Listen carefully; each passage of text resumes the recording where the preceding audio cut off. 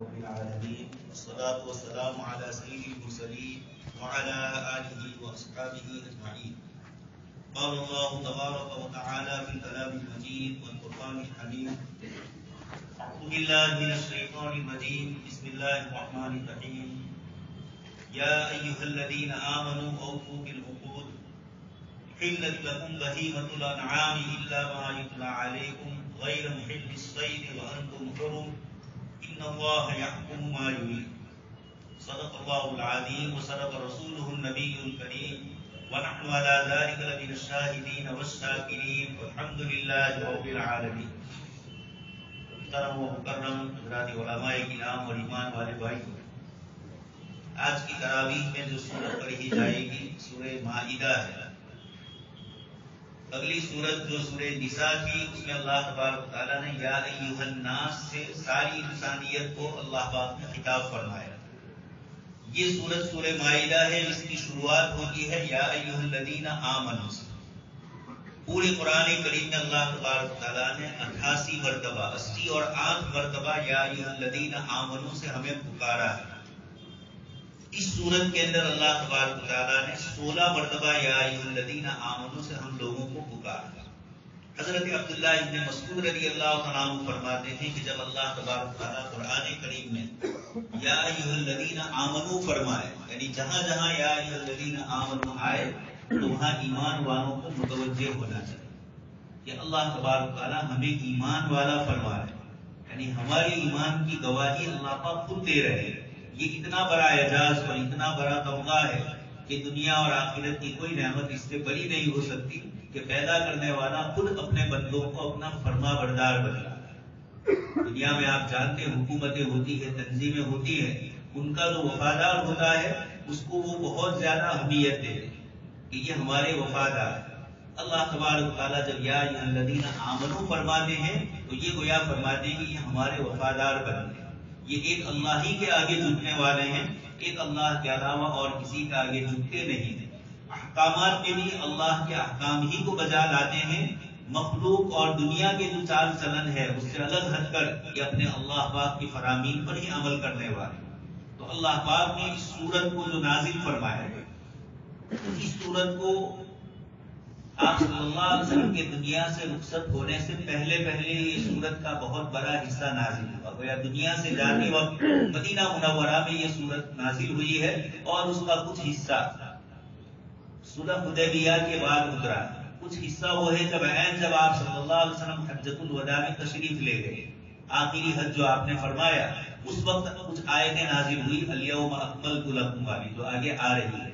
تو اس سورت کے احکام کے سلسلے میں حضرت عائشہ صدیقہ رضی اللہ عنہا فرماتی ہے کہ قرآن کریم کی سورہ مائدہ میں جو احکام ہے یہ آخری احکام سمجھے جائیں. یعنی انسانیت کے لیے حضرت آدم علیہ السلام سے اللہ پاک نے جو وحی کا سلسلہ شروع فرمایا اور جناب نبی اکرم صلی اللہ علیہ وسلم کی ذات گرامی پر اس کو مکمل کیا، یہ پورا انبیاء کرام علیہ السلام کے احکام اور قانون کا سلسلہ اللہ تبارک تعالیٰ نے حجۃ الوداع پر ختم فرمایا.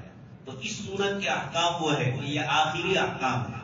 پھر اس کے بعد نبوت میں کوئی تبدیلی، کوئی نبی آپ صلی اللہ علیہ وسلم کے بعد آنے والے نہیں، اور یہ آپ پر یہ آخری صورت ہے. اس اعتبار سے فرمایا گیا کہ یہ وہ احکامات ہیں جو قیامت تک کی انسانیت کے لیے اللہ تبارک تعالیٰ نے لازمی اور انسانی ہدایت اور بھلائی اور بہبودی کے لیے اللہ پاک نے ذکر فرمایا. اللہ پاک نے فرمایا یا ایھا الذین آمنوا اوفوا بالعقود. بہت عجیب جملہ ہے کہ ایمان والوں جتنے معاہدے آپس میں ہوئے ہیں، بندے اور خدا کے درمیان جو معاہدہ ہوا ہے، الست بربکم، اللہ پاک نے ہم سب کی روحوں سے پوچھا تھا کیا میں تمہارا رب نہیں ہوں؟ سب نے جواب دیا تھا قالوا بلا، ضرور آپ ہی ہمارے رب ہیں، آپ کے علاوہ اور کوئی نہیں ہے. شہیدنا، ہم اس پر گواہی دیتے ہیں. تو ایک مومن اسلام اور ایمان قبول کرتا ہے یا ایمان والے گھر میں پیدا ہوتا ہے، تب سے اس کے ذمے اس کے اور اپنے اللہ کے درمیان یہ جو معاہدے ہیں یہ معاہدے بھی اس کو شامل ہیں. رسالت کے اعتبار سے آپ صلی اللہ علیہ وسلم اور ہمارا جو تعلق ہے، اس تعلق کی بنیاد پر آپ کی اطاعت کرنا، آپ کی فرما برداری کرنا، آپ سے محبت کرنا، وَتُوَقِّرُوا وَتُعَزِّرُوا وَتُوَقِّرُوا. ایک آیت میں اللہ پاک نے فرمایا کہ آپ صلی اللہ علیہ وسلم سے محبت رکھو، آپ صلی اللہ علیہ وسلم کی عزت اور آپ کا احترام کرو. یہ تمام حقوق آپ صلی اللہ علیہ وسلم کے یہ بھی ان عہد میں شامل ہیں.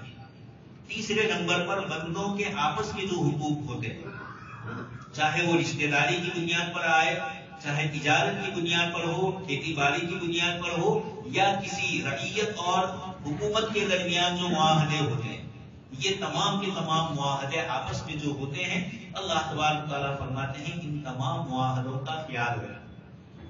آپ سمجھ رہے ہیں کہ یہ آیت اس وقت نازل ہو رہی ہے جب مسلمانوں اور مکہ کے مشرکین کے درمیان ایک صلح ہوئی، اور اس صلح کے اندر اگرچہ مسلمانوں کو ظاہری طور پر اللہ تبارک تعالیٰ کی حکمتیں تھی، ظاہری طور پر دب کر صلح کرنی پڑی. اس صلح میں یہ ہوا کہ جو شخص مکہ مکرمہ سے ایمان قبول کر کے مدینہ منورہ آئے گا، مسلمانوں کو اس کو واپس مکہ کرنا پڑے. لیکن اگر مدینہ منورہ سے کوئی آدمی مرتد ہو کر اسلام چھوڑ کر اگر وہ مکہ چلا جائے تو مشرکین اس کو واپس نہیں کریں. اسی طریقے سے اور بھی بہت ساری چیزیں. آپ صلی اللہ علیہ وسلم کا خط کے اندر نام تھا من محمد رسول اللہ، کہ یہ دستخط جو ہو رہے، یہ معاہدہ جو ہو رہا ہے، یہ حضرت محمد صلی اللہ علیہ وسلم جو اللہ کے رسول ہے ان کی طرف سے. صلح کے لیے جو شخص آئے تھے سہیل ابن عمرو مکہ والوں کی طرف سے، انہوں نے کہا کہ ہمارا آپ سے جھگڑا ہی یہ ہے کہ ہم آپ کو اللہ کا رسول نہیں مانیں گے، اور یہاں پر لکھ رہے ہیں من محمد رسول اللہ، ہم آپ کو رسول نہیں مانتے، اس لیے آپ کا نام جو محمد ابن عبداللہ ہے وہی لکھا ہے. حضرت علی رضی اللہ عنہ جو اس کو لکھ رہے تھے انہوں نے انکار کیا کہ میں رسول اللہ کے لفظ کو نہیں مٹاؤں گا. حدیث شریف میں ہے کہ آپ صلی اللہ علیہ وسلم نے خود اس جگہ کو مٹا دیا اور محمد ابن عبداللہ کروا دیا. یہ اس طرح دب کے صلح ہو رہی، 10 سال تک کی عجیب و غریب قسم کے معاملات ہو رہے، لیکن اللہ پاک کا فیصلہ تھا کہ یہ صلح کروائی جائے. آپ صلی اللہ علیہ وسلم نے یہ صلح فرمائی. اب اس سال تو واپس کیا کہ اس سال عمرہ نہیں کر سکو گے، مکہ میں آ گئے ہیں، کوئی لڑائی جھگڑا مقصود نہیں ہے، لیکن اس کے باوجود صلح میں یہ طے ہوا کہ اس سال تو واپس جانا ہے، آئندہ سال عمرہ کرنے کے لیے. یہ دب کر صلح ہو رہی ہے. اللہ تبارک و تعالیٰ پھر بھی فرماتے ہیں اوفوا بالعقود، کہ آئندہ سال جب تم عمرہ کے لیے جا رہے ہو تو ولا یجرمنکم شنآن قوم، تمہیں کسی قوم کی دشمنی اس بات پر نہ ابھارے کہ تم ان کے ساتھ زیادتی کرنے لگو، تم مکہ میں خون خرابہ کرو. تم جنہوں نے اتنے سالوں تک تم پر ظلم کیا ہے، مکہ مکرمہ کے 13 سال اور مدینہ منورہ کی یہ 6 سال، اتنی لمبی مدت انہوں نے تم پر ظلم اور زیادتی کی. آج جب تمہارا اور ان کا سامنا ہوگا تو ایسا نہ ہو کہ تم اپنے اگلے ظلم کا بدلہ لینے کے لیے ان پر کچھ زیادتی کرو. یہ ہے اسلام. اوفوا بالعقود، عہد کی اور معاہدے کی دستاویزات کی پابندی ایک مومن کس طریقے سے کرتا ہے. صحابہ کرام کو اللہ پاک نے فرمایا وَلَا يَجْرِمَنَّكُمْ شَنَآنُ قَوْمٍ أَنْ يَصُدُّوكُمْ عَنِ الْمَسْجِدِ الْحَرَامِ أَنْ تَعْتَدُوا. ایسا نہ ہو یعنی انہوں نے تم پر ظلم کیا، ستایا، پریشان، اس کو ذکر نہیں کیا. ایک ہی چیز کو اللہ پاک نے ذکر کیا جو صحابہ کے دل میں سب سے بڑی تھی، کہ گزشتہ سال تم اللہ کے گھر کی زیارت کے لیے آئے، اور سب کو اختیار ہے بیت اللہ کی زیارت کا. اس زمانے میں بھی دنیا بھر سے لوگ حضرت ابراہیم علیہ السلام کے زمانے سے جو حج کا اعلان ہوا وَأَذِّنْ فِي النَّاسِ بِالْحَجِّ، تو ہر زمانے میں ہر علاقے سے لوگ آتے گئے اور مکہ والوں نے ان کو روکا، مسلمانوں کو روکا. اور پھر اب اس سال آ رہے ہیں تو انہوں نے تمہیں مسجد حرام سے روکا، اس کا غصہ تمہیں زیادہ ہوگا اللہ کی نسبت سے، اللہ کے گھر کی نسبت سے، لیکن یہ غصہ بھی تمہاری طرف سے کسی عداوت میں نہ بدل جائے. فوراً فرما دیا ان صدوکم عن المسجد الحرام ان تعتدوا، زیادتی کرنے سے یہ تمہیں ابھار سکتا ہے، لیکن اللہ پاک فرماتے ہیں کہ تم اس طرح مت کرو. دوسری آیت پہ آگے آ رہی ہے ولا یجرمنکم شنآن قوم علی الا تعدلوا اعدلوا هو اقرب للتقوى. اس آیت میں بھی فرمایا کہ یہ تمہارے دشمنوں کا تمہارے اوپر زیادتی کرنا تم کو زیادتی کی طرف نہ ہوگا. عجیب جملہ ہے. مومن حد سے آگے نہیں بڑھ سکتا، جتنا اس کے ساتھ کیا ہوا ہوگا اتنا ہی وہ بدلا لے گا. وَإِنْ عَاقَبْتُمْ فَعَاقِبُوا بِمِثْلِ مَا عُوقِبْتُمْ، جتنا تم کو ستایا گیا اتنا ہی تم بدلا لو.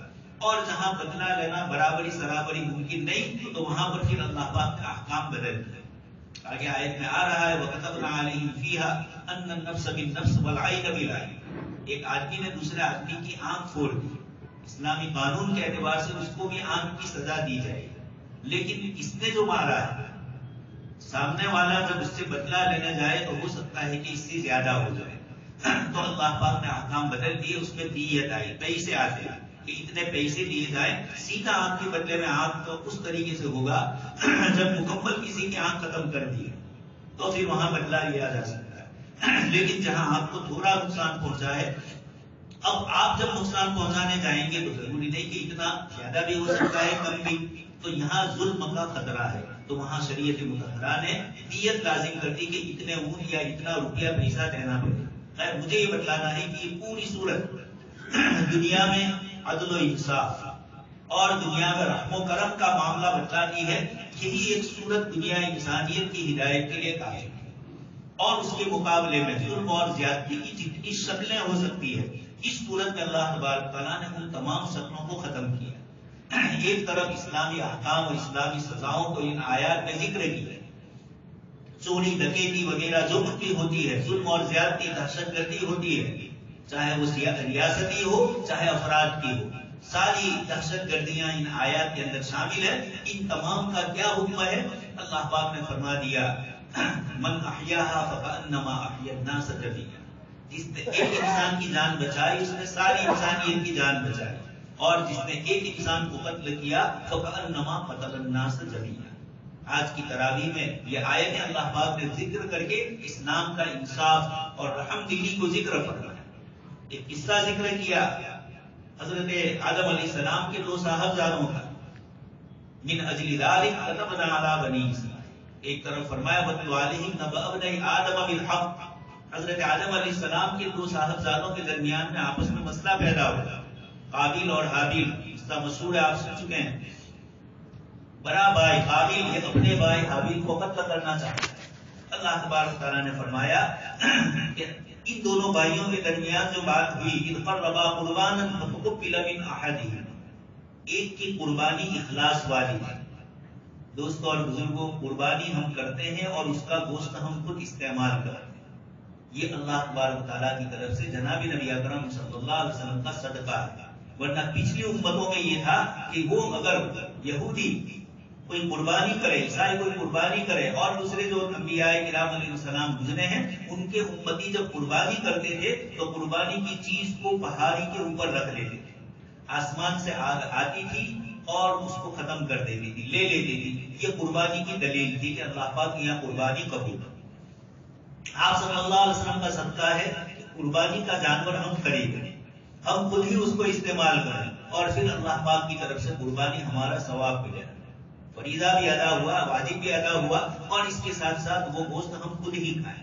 یہ اس امت کے لیے مال غنیمت ہمارے لیے حلال کیا ہے، اس امتوں کے لیے مال غنیمت کا بھی یہی حال تھا، آگ آتی تھی اور وہ کھا جاتی۔ خیر یہاں پر یہ ہوا کہ ایک بھائی کی قربانی قبول ہوئی اور دوسرے کی قربانی قبول نہیں ہوئی، تو جس کی قبول نہیں ہوئی اس کے دل کے اندر غصہ آیا، اور بھی دوسرے مسائل آپس میں دونوں بھائیوں کی شادی کے بھی مسئلے تھے۔ خیر جو بھی ہوا، حضرت آدم علیہ السلام کے یہ بیٹے ہوئے زمین پر سب سے پہلے ایک بھائی نے دوسرے بھائی کو قتل کیا۔ جس کو قتل کرنے کے لیے آ رہا ہے اس کے جو جملے ہیں قرآن کریم اس کو نقل فرماتا ہے، لئن بسطت الی یدک لتقتلنی، یہ ایک بھائی کہہ رہا ہے دوسرے بھائی سے کہ اگر تو مجھے قتل کرنا چاہ رہا ہے تو تو قتل کر، میں تجھ سے بدلہ لینے والا نہیں۔ ما انا بباسط یدی الیک لاقتلک، میں تجھے قتل کروں اس کے لیے میں اپنا ہاتھ نہیں اٹھاؤں گا، میں ظلم کو برداشت کر لوں گا، تو مجھے قتل کر رہا ہے میں قتل ہو جاؤں گا، لیکن میں تجھ سے بدلہ نہیں۔ ایک تو قرآن کریم نے اس قصے کو ذکر کر کے بار بار اشارہ فرمایا کہ لڑائی اور جھگڑوں کو ختم کرنے کی بڑی وجہ یہ ہوتی ہے کہ ایک آدمی اپنا رجوع کر لے اور یہ کہہ دے کہ مجھے نہیں لڑنا ہے۔ رمضان میں آپ جانتے ہیں حدیث شریف میں فرمایا روزے دار سے کوئی الجھنا چاہے تو کہنے کہ میرا روزہ مجھے الجھنا نہیں۔ اس طریقے سے ایک مومن کو عام حالات میں بھی فرمایا کہ لڑائی جھگڑوں سے دور رہو، تعاونوا علی البر والتقوی ولا تعاونوا علی الاثم والعدوان۔ یہ ایک ایسا جملہ ہے کہ مسلمان اگر آج کے زمانے میں اس آیت کریمہ پر عمل کر لیں تو سارے جھگڑے ختم ہو جائیں۔ تعاونوا علی البر والتقوی، دنیا میں جتنے نیکی کے کام اور تقوی کے کام ہوتے ہیں ان میں مسلمان ایک دوسرے کی مدد کریں۔ ولا تعاونوا علی الاثم والعدوان، اور گناہ اور زیادتی اور ظلم کے جتنے کام ہوتے ہیں مسلمان اس میں تعاون نہ کریں. یہ قرآن نے صحابہ کرام کو یہ اصول بتلایا اور اسی اصول کی بنیاد پر صحابہ کرام کامیاب ہوئے. اللہ تبارک و تعالیٰ نے علاقوں کے علاقے ان کے ہاتھوں فتح فرمائے. اقبال کے شعر کے اندر ہے دست تو دست دریا بھی نہ چھوڑے ہم نے بحر ظلمات میں دوڑا دیے گورے ہم نے. لمبے لمبے جنگل آئے. افریقہ کا صحرا کا جنگل دنیا میں مشہور ہے لیکن اس بربر علاقے کو صحابہ کرام نے عقبہ ابن نافع نے اور دوسرے حضرات نے کس طرح فتح کیا. تاریخ میں آتا ہے کہ جنگلی جانور رہتے تھے اس کے اندر سب کچھ تھا. اور وہیں پر قیروان کا جو علاقہ ہے وہاں ٹیونسیا میں وہاں مسلمانوں کو ایک لشکری چھاونی بنانی تھی. تو لشکر کے امیر نے اعلان کیا ایھا الحشرات. تاریخ ابن کثیر میں حافظ ابن کثیر نے البدایہ والنہایہ میں اور اس پر علامہ طبری نے اپنی کتابوں میں وہ الفاظ نقل کیے جو صحابہ نے اور تابعین نے اعلان کر کے ان جانوروں سے کہا کہ یہ جنگل کے جانوروں ہم محمد صلی اللہ علیہ وسلم کے غلام ہے. 3 دن تک کی مہلت دی جاتی ہے اس علاقے کو چھوڑنے کی. تاریخی کتابوں میں یہ قصہ ذکر کیا جاتا ہے کہ شیرنی بھی اپنے بچے کو لے کر جا رہے سارا جنگل خالی ہو گیا. دوستوں اور بزرگوں یہ واقعات کوئی واقعات نہیں ہے. اس کے پیچھے عملی زندگی ہے. اس کے پیچھے اپنی قربانیاں ہیں. تو پھر اللہ پاک کی طرف سے یہ حالات آتے ہیں اور یہ اس طرح کی چیزیں نمودار ہوتی ہیں. صحابی رضی اللہ تعالیٰ عنہ راستہ بھولا پڑ گئے تو شیر نے ان کو راستہ دیا. یہ چیزیں مولانا شیخ سعدی رحمۃ اللہ علیہ فرماتے ہیں کہ میں نے ایک شخص کو دیکھا کہ وہ چیتے پر سوار ہو کر جا رہا ہے. مجھے تعجب ہوا. میں نے اس کو کہا کہ چیتا تو انسان کو پھاڑ کھانے والا ہے اور تو اس پر سوار ہو کر جا رہا ہے. تو اس نے مجھے کہا تو ہم گردن از حکم داور مپیچ کہ گردن نہ پیچک تو حکم تجھے. تو بھی جب اپنی گردن اللہ کے آگے جھکا دے گا تو کائنات کی ساری چیزیں تیرے آگے گردن جھکائے گی. اور تو اگر وہاں سے اور کرے گا تو اللہ پاک کی طرف سے بھی فیصلے ہوں گے. اسی لیے بزرگوں نے فرمایا کہ کبھی کبھار سواری پر بیٹھتے تھے اور سواری ذرا کچھ اور کرتی نہیں تھی تو کہتے تھے کہ ہمارے گناہ کی سزا. تیمور لنگ نے جب حملہ کیا دہلی کے اوپر اور تہس نہس کر دیا اس وقت ایک بزرگ تھے. لوگوں نے ان کی خدمت میں آ کر کہا کہ حضرت اس نے یہ ظلم کیا دہلی کی اینٹ سے اینٹ بجا دی اور لوگوں کو خون پیاسا کر دیا. لوگوں پورے دہلی کو خون آلود کر دیا. انہوں نے فرمایا صورت اعمال ما ہمارے اعمال نے جو صورت اختیار کی ہے شامت اعمال ما صورت نادر شاہ کی. ہمارے برے اعمال نے نادر شاہ کی شکل لے لی اور نادر شاہ نے دنیا پر ظلم کیا دہلی پر ظلم کیا. تو یہ سمجھنا ہوتا ہے جب بندہ اللہ کے لیے اپنی ساری چیزوں کو قربان کر دیتا ہے تو اللہ پاک کائنات کے نظام کو بدل دیتے ہیں. اصحاب کہف کے لیے اللہ پاک نے سورج کے نظام کو بدلا اس کی دھوپ اس طریقے سے. اور یہ میرے اپنے جملے نہیں ہے قرآن کریم خود فرماتا ہے وَتَرَى الشَّمْسَ إِذَا طَلَعَتْ تَزَاوَرُ عَنْ كَهْفِهِمْ ذَاتَ الْيَمِينِ وَإِذَا غَرَبَتْ تَقْرِضُهُمْ ذَاتَ الشِّمَالِ. لوگ دیکھ رہے ہیں لیکن ہمت نہیں ہو رہی کسی کی وہاں تک جانے کی. یہ اللہ پاک نے اپنے بندوں کے لیے اس وقت کی ظالم حکومت دقیانوس کی اور رومن امپائر لیکن ان کی ہمت نہیں ہوئی کہ اصحاب کہف کے غار تک پہنچ سکے. اللہ پاک نے فرمایا لَوِ اطَّلَعْتَ عَلَيْهِمْ لَوَلَّيْتَ مِنْهُمْ فِرَارًا. اگر تم اندر جھانکنا چاہو گے تو واپس آ جاؤ گے. اللہ پاک نے تمہارے دلوں میں ان کا رعب ایسا ڈال دیا.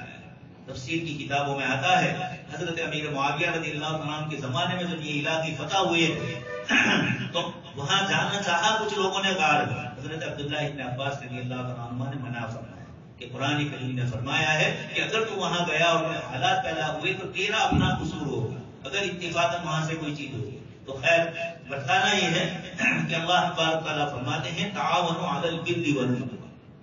نیکی کے کاموں میں مسلمان آگے ہونا چاہیے اور برائی اور گناہ کے کاموں میں مسلمان پیچھے ہونا چاہیے. بلکہ دوسرا غیر نیکی کے اور اچھے کام کر رہا ہے تو اس کا تعاون ہمیں کرنا چاہیے. یہ کہا کہ شراب کی پابندی کے سلسلے میں کوئی جنبش چلا رہے کوئی تحریک چل رہی ہے تو ایک مسلمان کو بھی قرآن کریم نے شراب کو حرام فرمایا. آج ہی کی تراویح میں شراب کے سلسلے میں آ رہا ہے انما الخمر والمیسر والانصاب والازلام رجس من عمل الشیطان کہ جوا کھیلنا سٹہ بازی شراب یہ ساری وہ چیزیں ہیں جو رجس من عمل الشیطان یہ شیطان کے عمل ہے. فاجتنبوہ مسلمانوں کو کہا گیا اس سے رکو. اس لیے مسلمانوں کو ایسے کاموں میں اس وقت دنیا بھر میں عام طور پر مسلمانوں پر اشکال ہے اور ہندوستان میں بھی کہ جب ان کا کوئی مسئلہ آتا ہے تو یہ آہو آویلا کرتے ہیں، لیکن ہندوستان ہی کی دوسری کسی قوم یا کسی علاقے میں یا کسی بستی والوں پر کوئی چیز ہوتی ہے تو مسلمان اپنے آپ کو کنارے پر رکھتے ہیں، اپنے پرابلم ہی کے وقت وہ دنیا میں بولتے ہیں اور دوسروں کے پرابلم کے وقت نہیں بولتے۔ یہ اسلام نہیں ہے۔ قرآن نے ہمیں سکھلایا تعاونوا علی البر والتقوی، جہاں بھی اچھے کام ہو رہے ہوں ان میں مسلمان تعاون ہو، خاص کر کے اس ملک کے حالات کے پیش نظر امت دعوت ہے۔ اللہ پاک نے ہم کو جیسے دوسروں کو پیدا کیا، ہم یہ سمجھے کہ اور دوسرے کھاتے ہیں پیتے ہیں نمود و نحیا اور زندگی گزارتے ہیں، مومن اس طرح نہیں ہے۔ کل تراویح میں سن چکے کنتم خیر امۃ اخرجت للناس، اللہ پاک نے لوگوں کی خدمت کے لیے اس امت کو پیدا کیا ہے۔ تأمرون بالمعروف وتنہون عن المنکر، اچھی کاموں کا حکم دیتے ہیں، دیں گے کب؟ جب خود اچھی چیزوں پر عمل کریں گے۔ وتنہون عن المنکر، اور بری باتوں سے روکتے ہیں، کب روکیں گے؟ جب خود بری باتوں سے رکے ہوئے ہوں گے تو دوسروں کو روکنے کی دعوت ہے۔ اسی لیے ایک سوامی ہے اگنیویش، ان کا کہنا ہے کہ میں شراب کے سلسلے کی تحریک چلاتا ہوں، یعنی شراب کی پابندی اور شراب نہ پیے لوگ اس طرح کی چلاتا ہوں، تو کہتے ہیں کہ میں مسلمانوں کو بھی دعوت دیتا ہوں کہ میرے ساتھ چلو، تمہارے قرآن میں بھی تو شراب کو منع کیا ہے، تو تم میرے ساتھ چلو گے تو لوگ جو شراب سے رکیں گے اس میں تم کو بھی ثواب ملے گا۔ لیکن ایسی تحریکوں کے اندر ہم لوگ کم ساتھ دیتے ہیں۔ دوست اور بزرگوں، صحابہ کرام، تابعین، اور ہندوستان میں سب سے پہلے جو قافلے اسلام کے آئے، تجارت کی نیت سے آئے یا حکومت کے اعتبار سے یا تصوف کی دنیا میں، حضرت خواجہ معین الدین چشتی اجمیری رحمۃ اللہ، ان صوفیاء کرام کی خانقاہوں میں کیا ہوتا ہے؟ یہی بھولے بھٹکے پریشان اور کوئی نہ کوئی تکلیف میں مبتلا لوگ ان کی تکلیف کو سنتے تھے اور دور کرتے تھے، دور کرنے کی کوشش کرتے تھے۔ تبھی تو ہندوستان میں اتنی بڑی مقدار میں اسلام پھیلا۔ حضرت خواجہ معین الدین چشتی رحمۃ اللہ علیہ دہلی سے بنگال کا سفر کر رہے ہیں اور علاقے کے علاقے استقبال کے لیے کھڑے ہیں، ایمان لانے کے لیے کھڑے ہیں۔ یہ اللہ پاک نے کیسے فرمایا؟ یہ اللہ تبارک تعالیٰ نے ان نیک صالح بندوں میں تعاون علی البر والتقوی، یہ چیزیں تھی تو اللہ تبارک تعالیٰ نے کامیاب کیا۔ یہاں مسلمانوں کو اپنے 20 سالہ دشمن جنہوں نے رات دن ستایا، مکہ مکرمہ سے ہجرت کرنے پر مجبور کیا، ایک آدمی کو اس کا گھر چھوڑنا پڑے، اس کی کھیتی باڑی چھوڑنی پڑے، اپنے رشتے داروں کو چھوڑنا پڑے، یہ محنت سے مزدوری کر کر کے گھر تعمیر کیا ہے اور وہ گھر چھوڑ کے جانا ہے۔ ہجرت لفظ آسان نہیں ہے، یہ ہجرت پر مجبور کیا اور 17 سال تک ستایا۔ اس کے باوجود اللہ پاک فرماتے ہیں کہ ان سب کو بھول جاؤ، تعاونوا علی البر والتقوی ولا تعاونوا علی الاثم والعدوان۔ آگے اللہ تبارک تعالیٰ نے خوشخبری سنائی اس دین کے لیے، الیوم اکملت لکم دینکم۔ ان آیات میں اللہ تبارک تعالیٰ نے دین کو مکمل کیا، یعنی اللہ تبارک تعالیٰ کی طرف سے، جیسے میں نے ابھی کہا، حضرت آدم علیہ السلام سے جناب نبی اکرم صلی اللہ علیہ وسلم تک وحی کا جو سلسلہ تھا اب یہ آخری درجے پر پہنچ چکا اور اللہ پاک فرماتے ہیں دین مکمل ہو گیا۔ بنیادی اور اصولی جو ضرورت کی چیزیں ہیں وہ اللہ پاک نے فرما دی۔ زمانے کے اعتبار سے اگر کوئی چیزیں بدلتی ہے تو اللہ پاک نے اس امت کے اندر ایسے مجتہدین پیدا کیے، ایسے علماء پیدا کیے جنہوں نے ایسے اصول اور ضابطے بتلائے کہ قیامت تک جب بھی دنیا میں کوئی پریشانی اور تکلیف مسلمانوں کو پیش آئے گی یا نئے نئے مسائل آئیں گے تو اس کے اوپر یہ علماء کرام امت کے مسائل کو حل کریں گے۔ رات دن دیکھ رہے ہیں اسلام فقہ اکیڈمیاں قائم ہے، نئے سے نیا کوئی بھی مسئلہ آتا ہے ان مسائل کے اوپر علماء کرام کی 150، 250، 300 علماء کی کمیٹیاں ہیں اور وہ بیٹھتے ہیں اور ان مسائل کو حل کیا جائے۔ اللہ پاک نے یہ دین اس طرح بنایا، زمانہ اپنی ترقی سے سائنس میں نئی سے نئی چیزیں آئے، کوئی فرق اس سے نہیں پڑتا ہے، علماء غور و فکر کرتے ہیں قرآن اور حدیث میں اور پھر اس کے بعد اس کا حل امت کو بتلاتے ہیں۔ ایک ڈی این اے جو انسانی جسم سے تھوڑا سا حصہ لیا جاتا ہے اور انسانی جسم پر تحقیق کر کے ریسرچ کر کے پھر ڈی این اے کے ذریعے ایک تو مجرمین کو پہچانا جاتا ہے اور اسی طریقے سے ڈی این اے کے ذریعے آدمیوں کو ایک سے کچھ چیزیں بیماری ہے تو دوسرے کے اس کے ڈی این اے اس میں ڈال دیے جاتے ہیں، خود پیدا ہونے والا بچہ ہوتا ہے، اس کے پیٹ سے لے کر ناف تک کا جو حصہ ہوتا ہے اس کو سائنس کی دنیا میں بہت قیمتی سمجھا جاتا ہے، اس کے اندر کے ان چھوٹے چھوٹے ذرات کو لیا جاتا ہے اور بیماریوں میں علاج کے لیے استعمال کیا جاتا ہے۔ تو یہ ڈی این اے ہے، اس کے اوپر سیمینار ہوا تو 1500 صفحے کا ایک مضمون صرف دبئی کے ایک ڈاکٹر صاحب نے تیار کیا۔ ایک آدمی نے 1500 صفحے قرآن، حدیث اور سائنس اور ٹیکنالوجی کی چیزیں ذکر کر کے مسائل کو حل کیا۔ تو اللہ پاک نے اس دین کو مکمل فرمایا۔ لوگ جو اشکال کرتے ہیں کہ 1400 سال پرانی باتیں تم نقل کرتے ہو، تو 1400 سال پرانی باتیں بھی اگر آج کی انسانیت کے لیے دیکھی جائے گی تو آپ دیکھ لیں گے کہ اس کے اندر وہ تمام چیزیں ہیں جس میں تمہارے لیے زندگی ہے۔ قرآن نے ایک جگہ پر فرمایا کہ اللہ پاک نے قرآن نازل کیا، اس میں تمہارے لیے حیات ہے، زندگی ہے۔ تمہاری زندگی کے ہر مسئلے کو الیوم اکملت لکم کے ذریعے فرمایا، اور دوسری خوشخبری سنائی واتممت علیکم نعمتی۔ اللہ پاک کی نعمت جو آدم علیہ السلام سے چلی آ رہی تھی، جناب نبی اکرم صلی اللہ علیہ وسلم پر اس کو تام کیا، مکمل کیا اللہ پاک نے، اور آپ نے ارشاد فرما دیا ان الرسالۃ والنبوۃ قد انقطعت۔ آپ صلی اللہ علیہ وسلم نے فرمایا کہ رسالت اور نبوت اللہ پاک کی طرف سے مکمل ہو گئی، لا رسالت بعدی ولا نبوۃ بعدی۔ اب میرے بعد نہ رسالت کوئی آئے گی، نہ کوئی نبوت آئے گی۔ کوئی کسی قسم کی نبوت کا دعویٰ کرے، جھوٹے دعوے، گروزی، دلی، قادیانی آیا، ابھی شکیلیت چل رہی ہے سورت میں بھی، اور اورنگ آباد کے علاقے میں، پاکستان میں بھی کچھ لوگ اس طرح کے کھڑے ہوتے ہیں، جھوٹے مہدی ہونے کے دعوے، جھوٹے عیسیٰ ہونے کے دعوے۔ اللہ کے رسول صلی اللہ علیہ وسلم نے فرما دیا میرے بعد اب کوئی رسول اور کوئی نبی آ گیا۔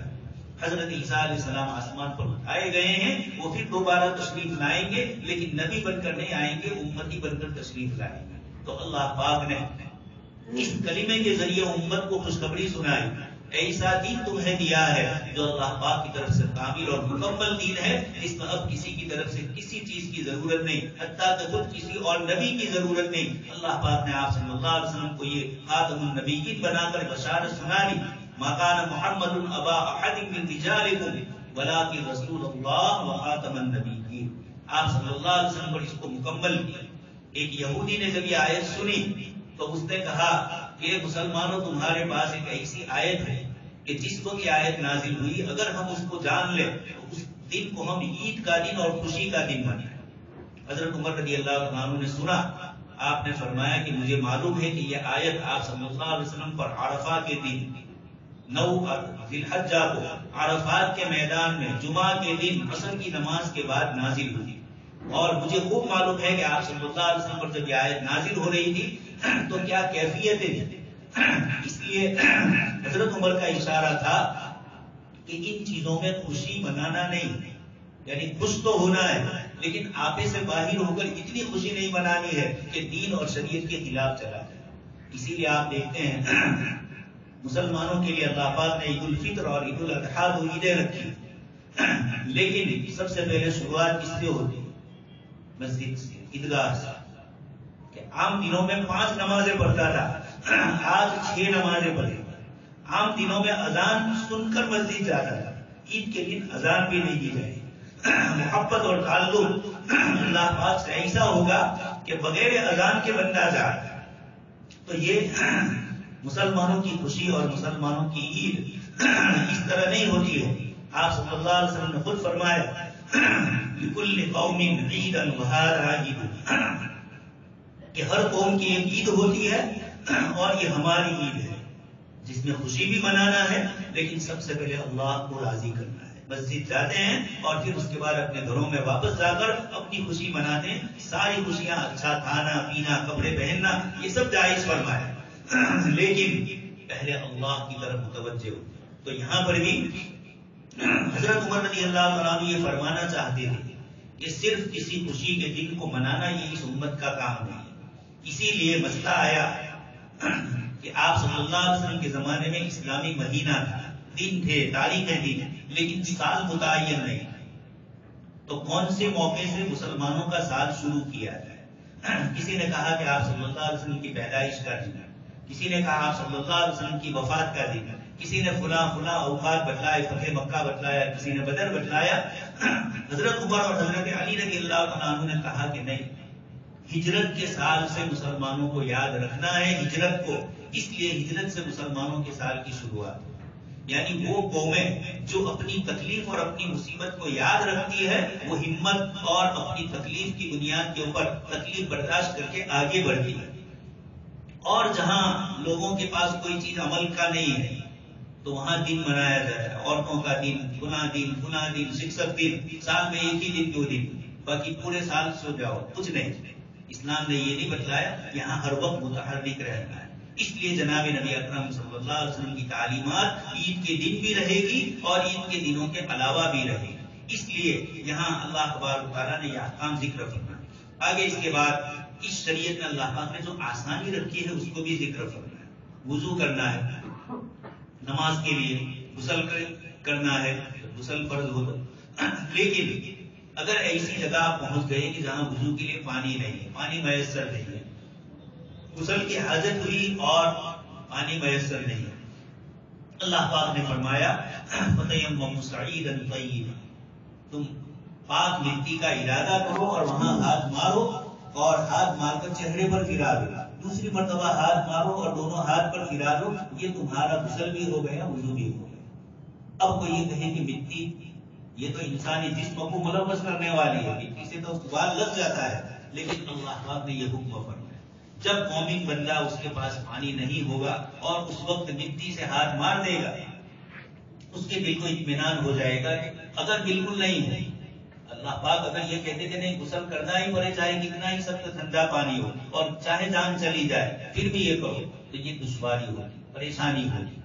اور اگر یہ کہا جاتا کہ بغیر وضو کے نماز پڑھ تو بھی بے چینی ہوگی، اللہ پاک نے آسان کر دیا تیمم کو۔ دوستوں اور بزرگوں، کچھ مسائل وہ ہے جو زندگی میں مجھے اور آپ کو پیش نہیں آتے، لیکن اللہ کی زمین بہت وسیع اور صرف بروز اور یہاں تک محدود نہیں ہے، جنگل ہے، پہاڑ ہے، ٹھنڈے علاقے، گرم علاقے، ہم لوگ رات دن جانتے ہیں، سفر کرتے ہیں، اور سفر میں جب نماز پڑھنی ہوتی ہے اللہ پاک نے 4 کے بجائے 2 کر دیا، اب 2 پڑھنا آسان ہو جاتا ہے، سنتیں چھوڑ دی، فرض پڑھ لیے، آپ کو سکون ہو گیا، اللہ پاک کی طرف سے کنسیشن ملا ہے، سہولت ملی ہے۔ اسی طریقے سے روزوں میں فرمایا کہ اگر بیمار اور مسافر ہے فعدۃ من ایام اخر، تو بعد کے دنوں میں جب تم بیماری سے اچھے ہو جاؤ روزے رکھو، سفر میں ہو، سفر پورا کرنے کے بعد جب موقع ملے تو رمضان کے روزوں کی قضا۔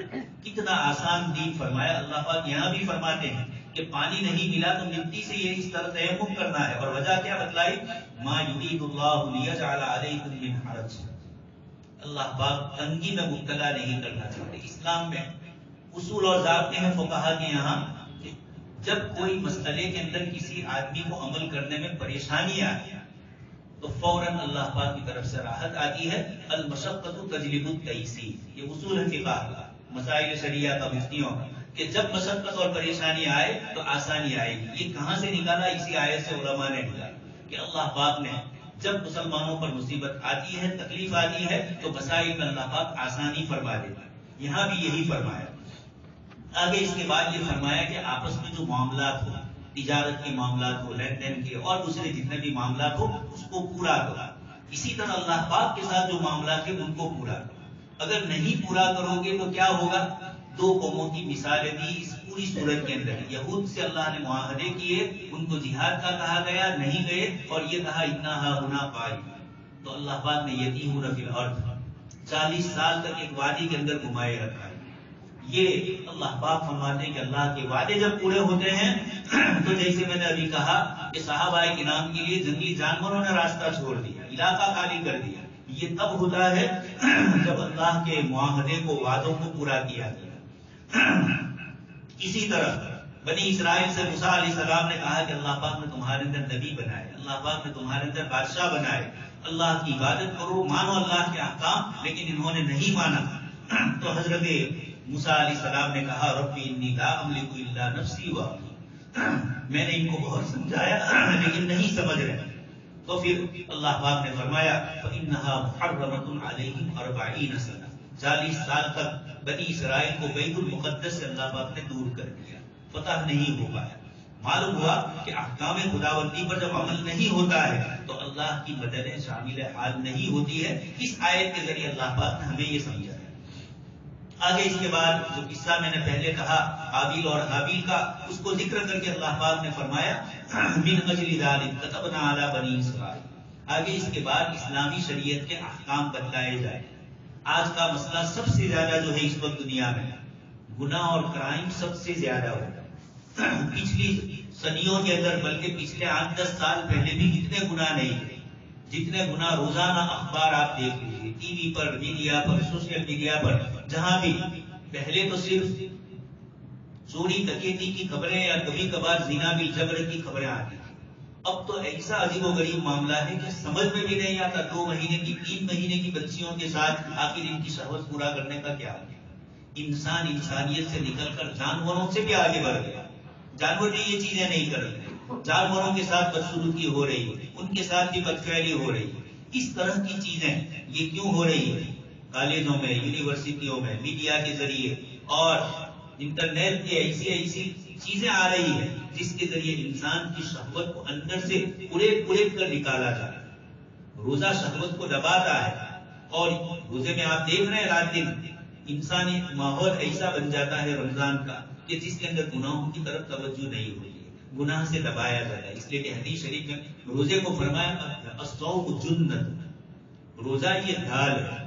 جیسے پہلے زمانے میں لڑائی ہوتی تھی تلواروں سے تو چمڑے کا یا لوہے کا ڈھال ہوتا, اس سے بچاؤ ہوتا ہے. حدیث شریف میں فرمایا الصوم جنۃ, روزہ ہمارے لیے ڈھال ہے. کھانے پینے سے آدمی رکتا ہے, نفس کو مشقت پڑتی ہے, اور ایک روحانی ماحول اللہ کے کہنے پر ڈوبا رہتا ہے. ایسے عام لوگ بھی بھوکے رہتے ہیں, اپواس کرتے ہیں, اور دوسری کئی چیزیں بہت سے لوگ ڈائٹ کرتے ہیں, نہیں کھاتے ہیں.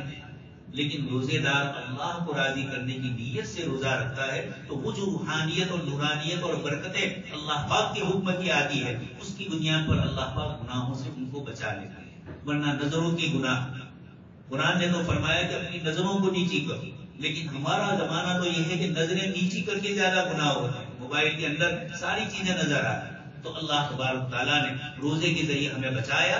ان آیات میں اللہ پاک نے اسلامی سزاؤں کا ذکر ہے. دنیا میں آج جو اس طرح کی چیزیں ہو رہی ہے اور اسلامی سزاؤں پر ایک طرف اشکال کرتے ہیں, لیکن جب ان پر آتی ہے تو خود بخود بولتے ہیں کہ ایسوں کو پھانسی پہ چلو. پھانسی کا لفظ رات دن ہندوستان کی میڈیا میں, سوشل میڈیا میں کثرت سے آ رہا. ذرا کسی نے کوئی گناہ کیا تو لوگ اپنی طرف سے کامنٹ میں لکھتے ہیں کہ اس کو پھانسی پہ چڑھاؤ. میں کہتا ہوں اللہ پاک نے جب احکام نازل کیے اس پر تو تمہیں اشکال. شاہ فیصل رحمۃ اللہ علیہ سعودی عربیہ کے جو راجا تھے, جب یہ حکومت پر آئے اور انہوں نے اسلامی نظام میں اور نکھار پیدا کیا, اس کے بعد پہلا سفر ان کا امریکہ کا تھا. ان کو معلوم تھا کہ وہاں کا میڈیا سب سے پہلے جو سوال کرے گا وہ اسلامی سزاؤں پر کرے گا. تو انہوں نے یہ کیا کہ سعودی عربیہ کا 1 سال کا جو کرائم کا ریکارڈ ہے الگ الگ گناہوں کا, وہ سب ریکارڈ نکلوایا, اور امریکہ کا بھی نکلوایا. دونوں لے کر آپ گئے سعودی امریکہ. میڈیا والوں کو یہی سب سے پہلے مسئلہ آیا کہ آپ اسلامی سزائیں نافذ کر رہے تو 1400 سال پرانی سزا ہے. آپ نے فرمایا کہ یہ میرے ملک کا کرائم کا ریکارڈ ہے اور یہ آپ کے ملک کے کرائم کا ریکارڈ. 10 سال میں بھی جتنے گناہ سعودی میں نہیں ہوئے تھے, امریکہ میں 1 مہینے میں وہ گناہ ہوئے. اور یہ تو اس زمانے کی بات, شاہ فیصل رحمۃ اللہ علیہ کے زمانے. آج تو آپ دیکھ رہے ہیں کرائم لکھنے والے لکھتے لکھتے تھک جائیں گے, گناہ لکھے نہیں, اور کتنی جگہ پر گناہوں کا صدور ہو رہا ہے, رات دن نئے گناہ. اللہ پاک نے فرمایا ان گناہوں کی سزا سوائے اسلامی قانون کے نافذ کرنے کے اور کوئی نہیں. رات دن دنیا نے دیکھ لیا, امریکہ, یوروپ اپنے آپ کو بہت مہذب کہتے ہیں, لیکن بجلی چلی گئی, کیمرے بند ہو گئے تو پورے مول لوٹے گئے. امریکہ جو دنیا کا سب سے بڑا اپنے آپ کو مہذب کہہ رہا ہے, یہ کیوں ہے؟ اللہ کے در کے علاوہ مخلوق کا در انسان کو کبھی بھی جیسے مخلوق کا در حد گیا فوراً گناہ کرے. اس لیے یہاں فرمایا وَبِالْآخِرَةِ هُمْ يُوقِنُونَ, مومن آخرت سے ڈرتا ہے. رات کے اندھیرے میں بھی گناہ کرنے سے وہ اس لیے رک رہا ہے کہ اللہ دیکھ رہا ہے. یہ اسلام نے یہ سزائیں بتلائی. پھر اسلام نے سزائیں صرف نہیں بتلائی, سزائیں تو بات کی چیز ہے, اس سے پہلے گناہوں سے روکنے کے جتنے ذریعے ہیں ان تمام سے روکا. یہی سود کا کاروبار, یہی سود کا معاملہ جس کے اندر دنیا میں غریب ہوتے جا رہے ہیں. ہندوستان کے بھی حالات دیکھ رہے ہیں, اور مدھیم ورگ جو ہے وہ کم ہوتا جا رہا ہے اور مالدار زیادہ بڑھ رہے ہیں, مالدار سے مالدار. یہ جو ایک نظام ہے یہ ظلم کا نظام. سود کی بنیاد کے اوپر دنیا میں یہ نظام چلتا ہے, اس لیے کہ سود خوار تو مالدار سے مالدار ہوتا جا رہا ہے, اور جو بیچارہ سود لیتا ہے, سود پر پیسے لیتا ہے, لون لیتا ہے, یہ دبتا جا رہا ہے اور نتیجتاً نہیں دے رہا تو خودکشیاں ہو رہی ہے. رات دن آپ اخبارات میں دیکھ رہے ہیں, اس کو کبھی نہیں سمجھیں گے کہ یہ بھی فساد ہے. قرآن کریم نے کل کی تراویح میں بھی, پرسوں بھی اور آج بھی تجارت کے طریقوں میں سودی طریقے کو یہودیوں کا طریقہ پکڑا ہے.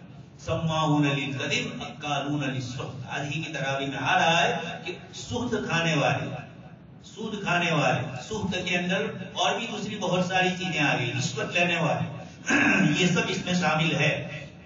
اللہ پاک نے فرمایا کہ اللہ پاک نے تورات میں بھی جو احکام نازل کیے تھے اس کے اندر گناہوں کی سزا بتلائی، قرآن کریم میں بھی جو احکام بتلائے اس میں سزائیں بتلائی، لیکن اکیلی سزا نہیں ہے، آخرت کا خوف ہی انسان کو گناہ سے روک سکتا ہے۔ دنیا کا خوف، دنیا کی مشینری اور دنیا کی جتنی بھی انتظام والی چیزیں ہیں وہ سب کو لوگ بول کے پی جاتے ہیں، رات دن ہم دیکھ رہے ہیں۔ اللہ کا خوف ہی وہ چیز ہے جو انسان کو بچانے والی ہے۔ اس لیے اللہ تبارک و تعالیٰ نے انما جزاء الذین یحاربون اللہ ورسولہ، اس آیت کریمہ میں اللہ تبارک و تعالیٰ نے ایک طرف یہ فرمایا کہ ایک انسان کی جان بچانا سب کی جان بچانا، ایک کو قتل کرنا سب کو قتل کرنا، یہ ایک طرف دوسرے کو قتل کرنے سے روکا، قابیل اور حابیل کا قصہ ذکر کیا، اور فوراً اس کے بعد ظلم اور زیادتی کرنے والے جو ہے سماج اور سوسائٹی میں جو تکلیفیاں کرنے والے، کھلے طور پر جو دہشت گردی پھیلانے والے، ایسوں کے لیے اللہ پاک نے سزا بتلائی، الا الذین تابوا